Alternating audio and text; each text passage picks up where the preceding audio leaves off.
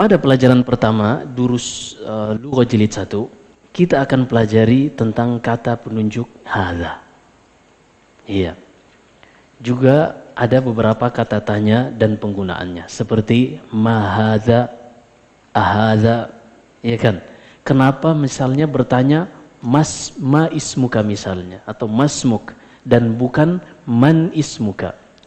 Kalau kita dalam bahasa Indonesia, siapa namamu, bukan apa namamu, iya kan?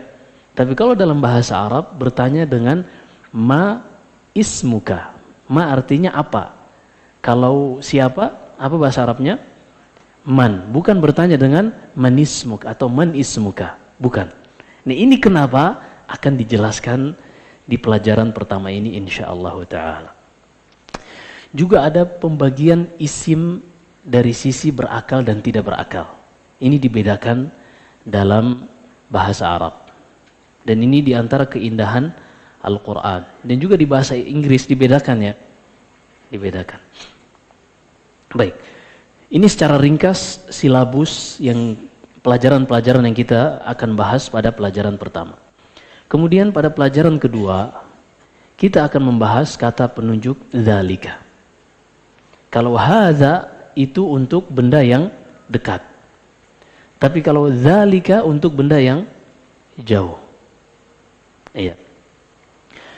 Kemudian pelajaran yang ketiga yang akan dibahas tentang alif lam dan tanwin.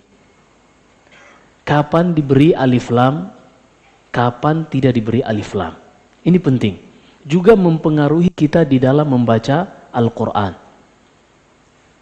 Jadi bahasa Arab ini erat kaitannya dengan Al-Quran. Ini tadi pelajaran 3 secara umum, alif lam dan tanwin.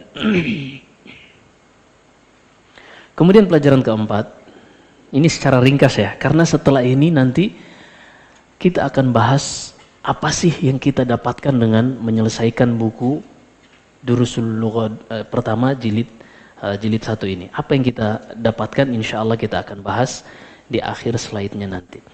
Pelajaran keempat, huruf jar. Huruf jar. Apa itu huruf jar? Hukum asal setiap kata dalam bahasa Arab adalah dhammah. Misalnya al-masjidu. Iya kan? Tidak kita baca al-masjidi. Tapi terkadang kalau dia didahului oleh huruf jar ini, yang tadinya al-masjidu menjadi al-masjidi. Contohnya firman Allah, subhanalladzi asra bi'abdihi laylan minal masjidil harami ilal masjidil aqsa. Nah, min dan ila ini disebut huruf jar. Apa saja huruf jar? Apa saja fungsinya? Berapa jumlahnya? Ini akan kita bahas pada pelajaran keempat. Biiznillah. Kemudian pelajaran kelima yang akan dibahas adalah al-idhafah atau penyandaran kata. Kapan kita membaca ar-rasulu? Kapan kita baca rasulullahi? Iya, rasulullahi ini artinya rasul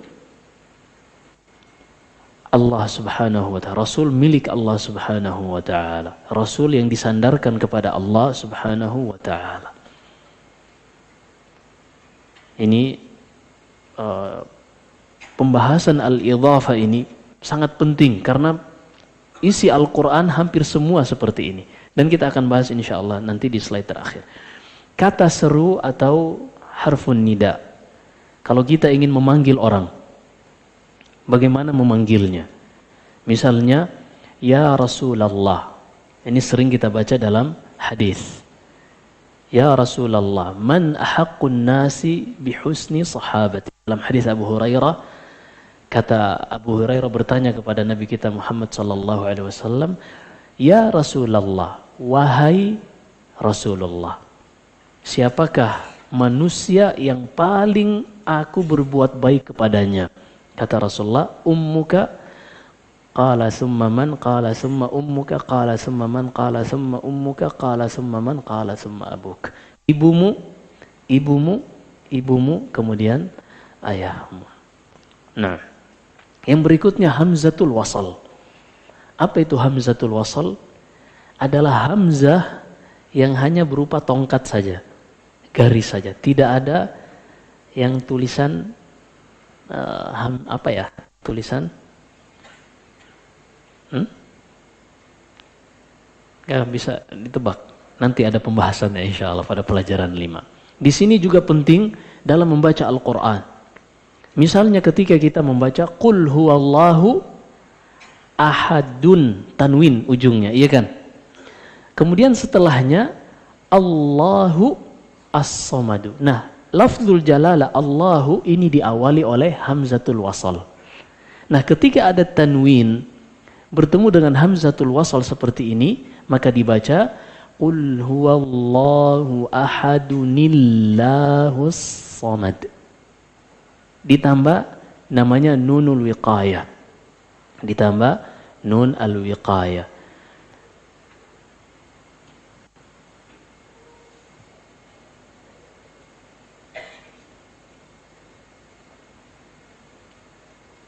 Nah, baik.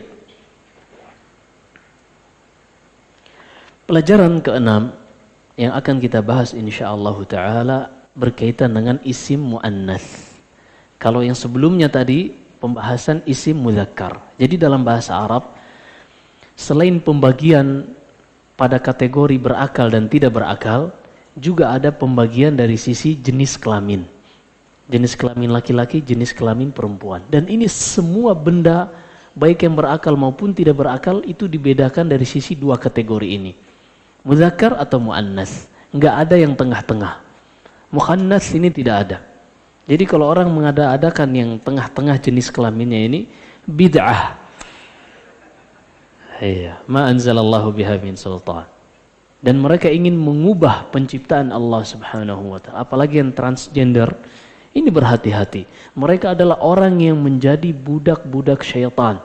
Dalam firman Allah Subhanahu wa taala di surat An-Nisa, Allah berfirman, la'anahullah. Allah melaknat iblis ini. Wa qala la'attakhidanna min 'ibadika nasiban mafruḍa wa la'udhillannahum wa la'umanniyannahum wa la'amurannahum fala yubattikuna adhanal an'am wa la'amurannahum fala yughayyiruna khalqallah. Di antara tipu daya syaitan kepada mereka adalah syaitan menghiasi hari-hari mereka, menghiasi perbuatan mereka, hingga akhirnya mereka menganggap mengubah ciptaan Allah ini adalah kebaikan. Ini hati-hati yang transgender. Oh, saya terjebak di dalam jasad yang bukan karakter saya. Wish hada ya akhi. Allahul musta'an. Saya laki-laki, perempuan yang terjebak di jasad laki-laki. Ketok kepalanya dikit. Pasti balas dia. Berantem gitu kan. Allahul musta'an. Baik, yang berikutnya kata penunjuk hadhihi. Kalau yang sebelumnya tadi pelajaran pertama kata penunjuk hadza adalah digunakan untuk mudzakkar yang jenis kelamin laki-laki. Adapun hadhihi untuk yang jenis kelamin perempuan.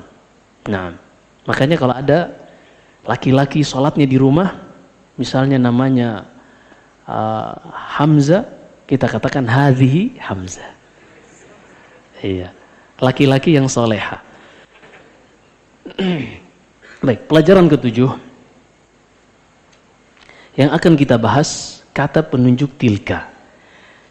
Kalau tadi hadza dengan dzalika, keduanya untuk mudzakkar, tapi hadza untuk benda yang dekat, dzalika untuk benda yang jauh. Adapun tilka ini juga untuk muannas, sama dengan hadhihi, tapi hadhihi untuk benda yang dekat, sementara tilka untuk benda yang jauh. Nah, berikutnya pelajaran ke-8, kita akan membahas kalimat sempurna. Di sini kalau yang sebelum-sebelumnya tadi kita hanya mempelajari kata-kata saja, kosakata. Kita belum sanggup untuk membuat kalimat. Tapi pada pelajaran 8 ini insyaallah taala kita istiqamah dalam belajar, kita akan sanggup untuk membuat kalimat sempurna. Kita akan sanggup untuk membuat kalimat sempurna biiznillah. Dan kalimat sempurna ini terbagi dua. Pernah kita jelaskan pada pertemuan daurah bahasa Arab yang bulan lalu. Yang pertama, jumlah ismiyah yang terdiri atau susunan katanya menerangkan dan diterangkan, atau diterangkan menerangkan. Dalam bahasa Arab diterangkan menerangkan. Yang ada jenis yang kedua yang terdiri dari SPO, subjek, predikat, objek. Baik. Yang akan dibahas pada pelajaran 8 ini adalah kalimat yang diterangkan menerangkan, mubtada dan khabar. Adapun pelajaran 9 insyaallah taala yang akan kita bahas tentang na'at man'ud, tentang sifat dan pensifatan. Misalnya ada seorang laki-laki, kita ingin menjelaskan bahwasanya laki-laki ini kuat dan laki-laki ini amanah. Maka kita katakan hadza rajulun qawiyyun aminun. Nah, ini ada dalam Al-Qur'an, contohnya dalam surat Al-Qasas, inna khaira man ista'jarta al-qawiyyu al-amin. Nah, ini bentuk al-qawi al-amin, ini namanya na'at, sifat. Dan ini sangat penting kita pahami di dalam mempelajari akidah yang berkaitan dengan asma was sifat, nama-nama dan sifat-sifat Allah Subhanahu wa taala. Ini penting. Bahkan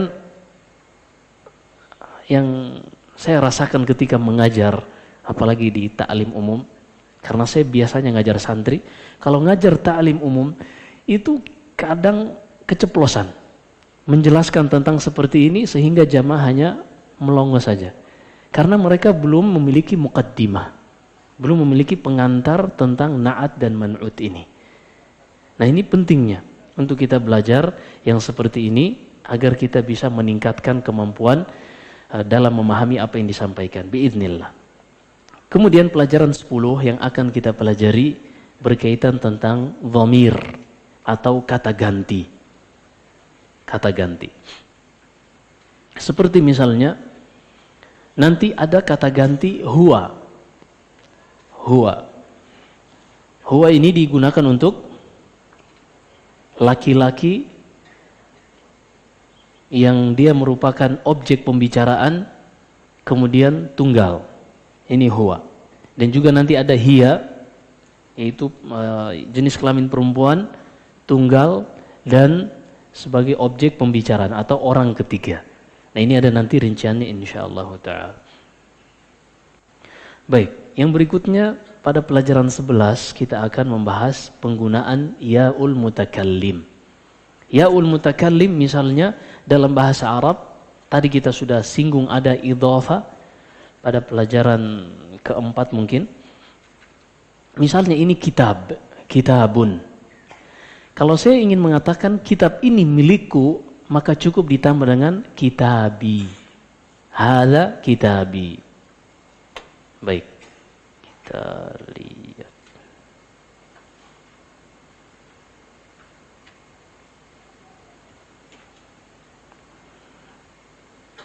Labas. Belum bisa kita jelaskan pakai papannya. Slide-nya nggak bisa. Atau seperti ini mungkin bisa. Mayaslah. Khalas.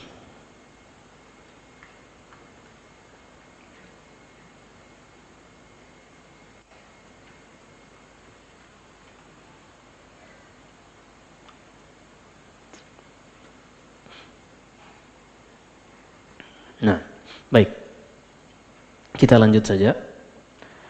Dan pada pelajaran 11 ini juga kita akan membahas tentang wawul atf.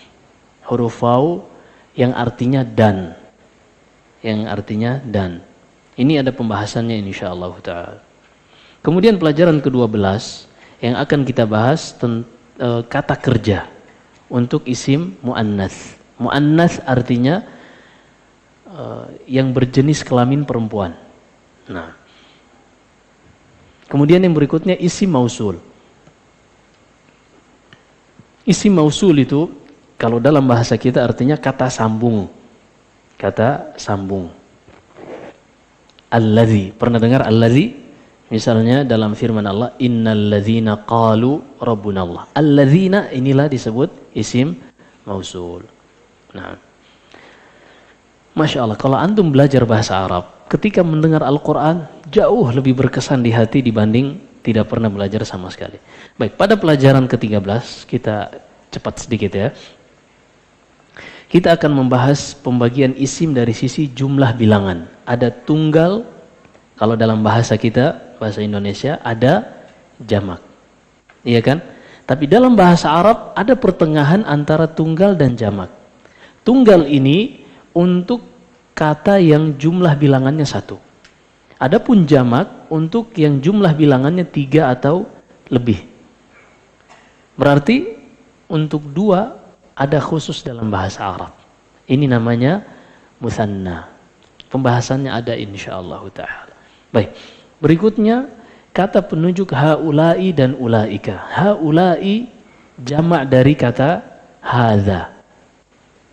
Dan juga jamak dari kata tilka. Jadi sama. Untuk jamak pada kata penunjuk ini sama. Haula'i untuk yang dekat bagi yang berakal, dan ulaika bagi yang jauh dan berakal. Nah, isim jamak yang tidak boleh diberi tanwin ada. Ini ada pembahasannya. Misalnya contohnya dalam firman Allah, walaula daf'ullahi an-nasa ba'dahum bi ba'dhin lahuddimat sawami'u wa biya'un wa salawatun wa masajidu. Ini ada pembahasannya insyaallah ta'ala.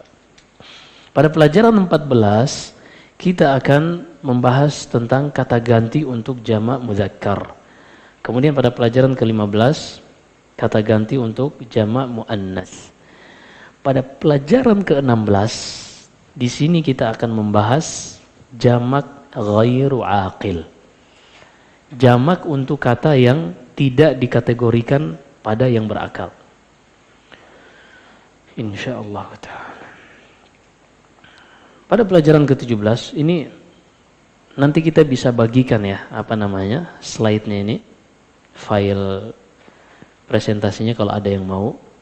Nanti minta sama panitia. Baik, pada pelajaran ke-17 mempraktekkan kaidah jamak ghairu aqil yang dihukumi sebagai muannas mufrad. Ini sudah mungkin kurang dipahami karena harus belajar dulu pada pelajaran-pelajaran sebelumnya baru bisa paham pelajaran 17 ini. Kita skip. Pelajaran ke-18 mempelajari isim musanna. Musanna tadi ada tunggal, ada jamak. Nah, musanna ini yang jumlah bilangannya 2. Ini ada khusus. Kemudian pelajaran 19 adat dan ma'dud untuk muzakkar. Susunan angka. Seperti misalnya Allah berfirman, walladzina yutawaffawna minkum wa yadharuna azwajan yatarabbasna bi anfusihinna arba'ata ashhurin wa 'ashra.